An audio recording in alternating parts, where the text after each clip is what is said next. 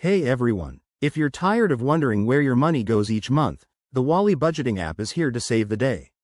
It's a simple, user-friendly tool that helps you track expenses, set budgets, and take control of your finances. In this video, I'll guide you through the basics step by step, so you can get started in no time. First off, let's download the app. Head to your phone's app store, whether it's Google Play or the Apple App Store, search for Wally budgeting app, and tap install. It's free and takes just a few seconds. Once it's downloaded, open the app and create an account. You'll be prompted to enter your email, set a password, and maybe verify your details. If you prefer, you can sign in with Google or Apple for a quicker setup. Now that you're in, let's set up your first budget. Tap on the Budgets tab at the bottom of the screen.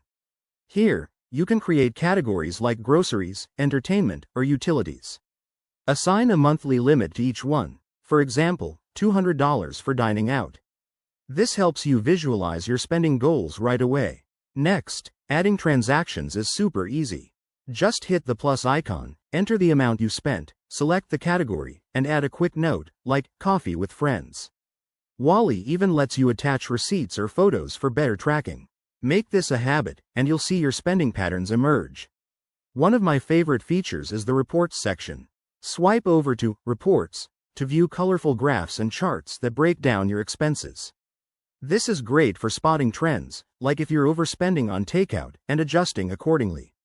To make the most of Wally, set up notifications for when you're nearing your budget limits. It's a game changer for staying on track. Remember, the key to successful budgeting is consistency. Check in daily or weekly. There you have it, you've now got the tools to master your finances with Wally. If you found this helpful, hit that like button, subscribe for more tips, and let me know in the comments how you're using the app. Thanks for watching, and see you next time.